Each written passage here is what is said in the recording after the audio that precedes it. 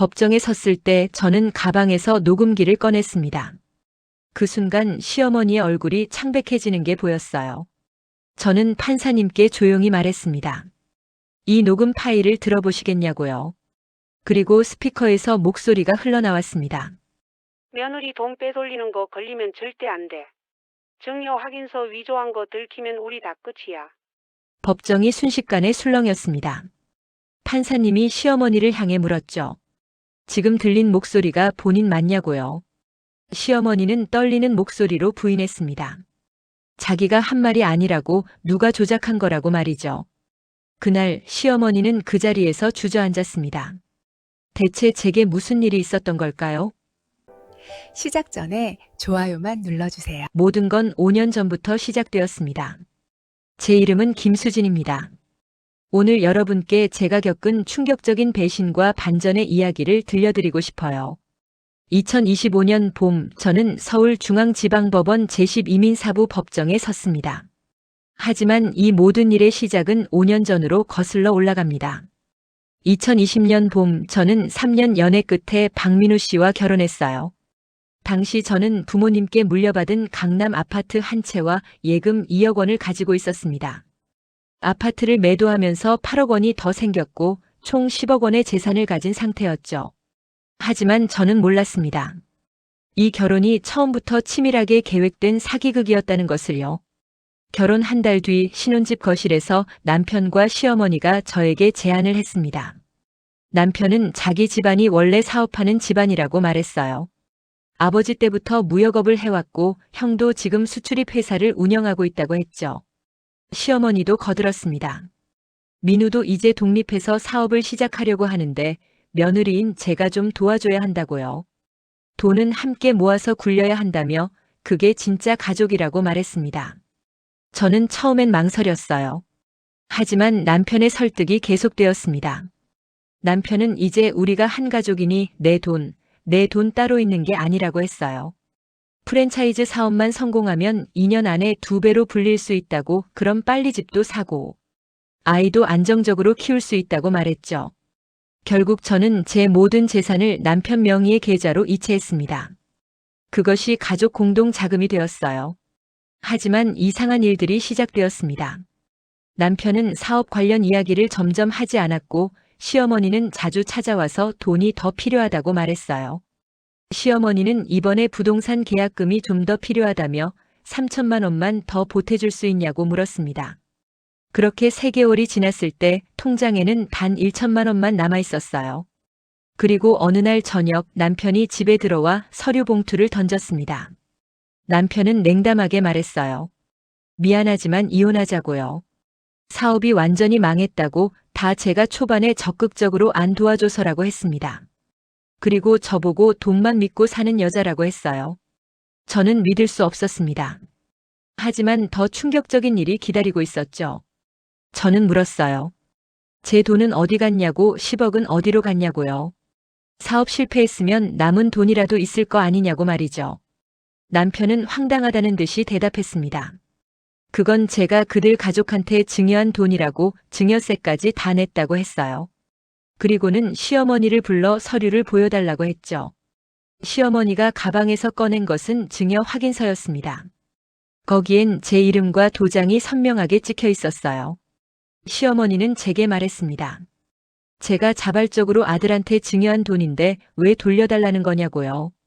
증여세 2억 넘게 자기들이 다 냈다고, 이건 법적으로 문제 없다고, 변호사한테도 다 확인받았다고 했습니다. 저는 소리쳤어요. 이게 무슨 일이냐고, 저는 이런 서류에 도장 찍은 적이 없다고요. 하지만 시어머니는 비웃듯이 말했습니다. 증거가 다 여기 있는데 무슨 소리냐고요. 돈 욕심 너무 부리지 말라고, 이혼할 거면 깔끔하게 하고 자기들 가족 귀찮게 하지 말라고 했어요. 그날 밤 저는 집에서 쫓겨났습니다. 손에 든 건 단 10만 원뿐이었죠. 그 순간 저는 깨달았습니다. 이건 처음부터 계획된 거였구나. 결혼도 사랑도 가족도 전부 제 재산을 노린 거였다는 걸요. 하지만 저는 그냥 무너질 사람이 아니었습니다. 저에게는 한 가지 비밀 무기가 있었어요. 그것은 바로 5년간 모은 결정적 증거였습니다. 사실 저에게는 한 가지 비밀이 있었습니다. 저는 결혼 1년 차부터 이상한 낌새를 눈치채고 모든 대화를 녹음하고 있었던 거예요. 집에서 쫓겨난 그날부터 저는 새로운 싸움을 준비하기 시작했습니다. 첫 3개월은 지옥 같았어요. PC방에서 잠을 자고 편의점 도시락으로 끼니를 때우며 견뎠습니다. 하지만 저는 포기하지 않았어요. 낮에는 법률 상담을 받으러 다녔고 밤에는 민법과 형법 책을 읽었습니다. 6개월 뒤 저는 법률사무소에서 일하게 되었어요. 보조 업무를 하면서 법적 절차를 배웠죠. 그리고 1년 뒤 드디어 변호사님을 만났습니다. 변호사님은 제 녹음 파일들을 듣고 놀라워했어요. 특히 시어머니가 증여 확인서 위조 건을 언급한 부분이 결정적이라고 했습니다. 저는 물었습니다. 이걸로 소송 걸 수 있냐고요. 변호사님은 당연하다고 말했어요.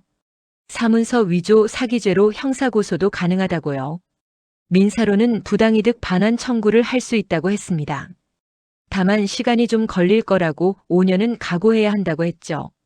저는 대답했습니다. 5년이든 10년이든 괜찮다고요.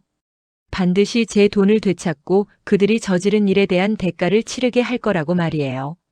그날부터 제 진짜 전쟁이 시작되었습니다. 저는 5년 동안 증거를 수집하고 정리했어요.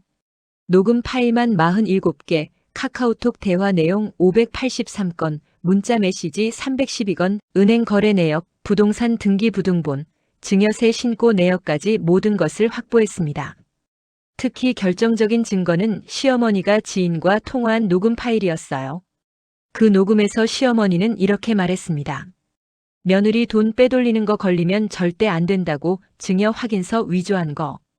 들키면 자기들 다 끝이라고 도장은 자기가 며느리 서랍에서 몰래 가져온 거니까 절대 증거 남기면 안 된다고 말이죠. 이 녹음을 들은 순간 변호사님은 확신했습니다. 이제 이겼다고 음성 감정만 받으면 완벽한 증거가 된다고 했어요. 2024년 가을 드디어 소장이 법원에 접수되었습니다. 그리고 1년 뒤인 2025년 봄 첫 재판이 열렸어요. 저는 법정에 섰습니다. 5년간 준비한 모든 것을 쏟아낼 준비가 되어 있었죠. 그리고 드디어 처음 말씀드렸던 그 순간이 찾아왔습니다. 법정에서 시어머니를 무너뜨릴 결정적 증거가 공개되는 순간이었죠. 재판은 시어머니의 주장으로 시작되었습니다. 시어머니는 판사님께 말했어요. 자기 며느리 그러니까 제가 자발적으로 아들에게 재산을 증여했다고요. 증여 확인서에 제 도장도 찍혀 있고 자기들이 증여세 2억 3천만 원도 납부했다고 했습니다. 이혼 후에 제가 돈이 아까워서 이러는 것 같다고 법적으로 문제없는 증여라고 주장했어요. 피고 측 변호사도 거들었습니다. 제가 제시한 혼인 파탄 사유는 인정하지만 재산 반환 청구는 근거가 없다고요. 적법한 증여 절차를 거쳤고 세금도 모두 납부했다고 했습니다. 하지만 제 변호사님이 일어났어요. 변호사님은 판사님께 말했습니다. 제가 해당 증여 확인서에 서명하거나 날인한 사실이 없다고요. 이는 명백한 사문서 위조라고 그리고 그 증거가 여기 있다고 말했습니다. 저는 조용히 일어나 발언을 요청했어요. 저는 판사님께 말했습니다. 이 녹음 파일을 들어보시겠냐고요. 피고가 직접 사문서 위조 사실을 인정한 육성이 담겨 있다고 말이죠. 법정에 긴장감이 흘렀습니다. 재판장님이 고개를 끄덕였고 녹음기가 재생되었어요. 며느리 돈 빼돌리는 거 걸리면 절대 안 돼. 증여 확인서 위조한 거 들키면 우리 다 끝이야. 도장은 내가 며느리 서랍에서 몰래 가져온 거니까. 법정 안이 술렁이기 시작했습니다. 방청객들의 수군거림이 커졌고 시어머니의 얼굴은 순식간에 창백해졌어요. 재판장님이 침착하게 물었습니다. 피고 지금 들린 목소리가 본인 맞냐고요. 시어머니는 떨리는 목소리로 부인했어요. 그건 자기가 한 말이 아니라고 누가 조작한 거라고 말했습니다. 제 변호사님이 서류를 제출했습니다. 국립과학수사연구원의 음성 감정 결과라고 하시면서요. 해당 음성은 피고의 성문과 99.8% 일치한다고 했어요. 재판장님이 서류를 확인했습니다. 시어머니는 변명을 늘어놓았지만 모든 것이 무너지고 있었죠. 저는 판사님께 말씀드렸습니다. 제가 5년 동안 이 순간을 준비했다고요. 총 47개의 녹음 파일, 800건이 넘는 문자와 대화 기록, 은행 거래 내역, 그리고 피고들이 제 재산을 어떻게 빼돌렸는지에 대한 완벽한 증거를 가지고 있다고 말했습니다. 법정은 완전히 제 편으로 기울었어요. 피고 측은 더 이상 반박할 수 없었습니다. 3주 후 최종 판결 선고일이 왔습니다. 재판장님이 판결문을 낭독하기 시작했어요. 피고 이순자는 원고인 저 김수진에게 원금 10억 원 및 소송 제기일로부터 연 5%의 지연이자 총 2억 3천만 원을 즉시 반환하라고요. 또한 피고 이순자는 사문서 위조 및 사기 혐의로 징역 2년에 처한다고 했습니다. 피고 박민우는 사기 방조 혐의로 징역 1년 6개월에 처한다고 했어요. 판결이 떨어지자 시어머니는 그 자리에서 주저앉았습니다. 전 남편은 고개를 떨군 채 아무 말도 하지 못했죠. 저는 조용히 눈을 감고 깊게 숨을 들이쉬었어요. 법정을 나서는 제 발걸음은 5년 전과 완전히 달랐습니다. 흔들림이 없었고 어깨는 당당했죠. 법원 밖 계단에서 저는 하늘을 올려다보며 조용히 말했습니다. 5년이 걸렸지만 저는 제 돈을 되찾았다고요. 그리고 무엇보다 제 존엄을 되찾았다고 말이에요. 정의는 늦었지만 반드시 왔습니다. 저는 준비된 사람이었고 법은 제 편이었어요. 포기하지 않은 5년의 시간이 저에게 승리를 안겨준 것입니다. 지금도 어딘가에서 억울한 일을 겪고 계신 분들이 있을 거예요. 제 이야기가 그분들에게 작은 희망이 되길 바랍니다. 억울한 일을 당했다면 절대 포기하지 마세요. 증거를 모으세요. 기록하세요. 그리고 준비하세요. 법은 준비된 자의 편입니다. 이 이야기는 실화를 바탕으로 각색된 사연입니다. 인생 이어폰과 함께 해주셔서 감사합니다.